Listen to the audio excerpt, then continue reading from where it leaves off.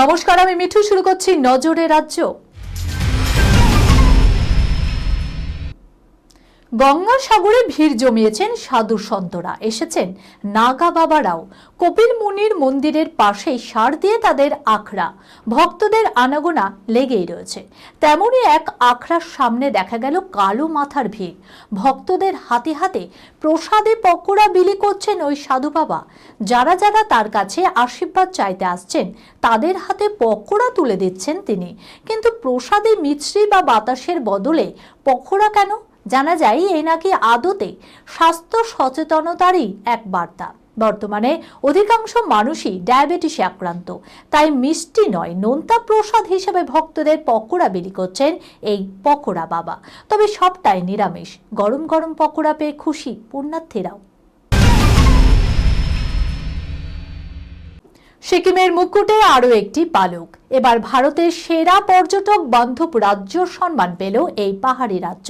শিলিগুড়ির একটি হোটেলে আয়োজিত 3 দিনের বেঙ্গল ট্রাভেল মার্ট 2026-এ এই সম্মান জয় করে নিল সিকিম। সিকিমের পর্যটন ও বেসামরিক বিমান চলাচল বিভাগের অতিরিক্ত সচিব পেরোনা চামলিং সম্মান গ্রহণ করেছেন।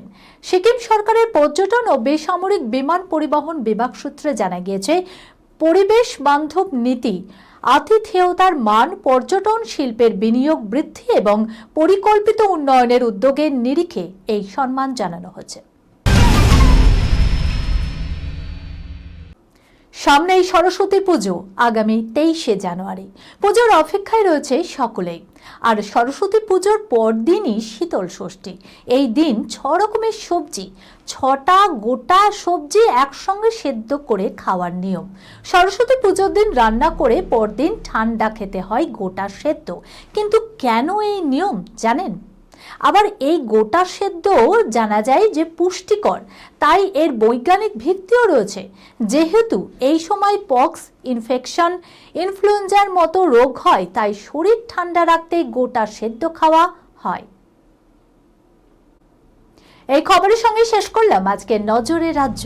আপনারা দেখছেন টিভি 24 বাংলা, সংবাদ বিনোদন সারাদিন সারাক্ষণ।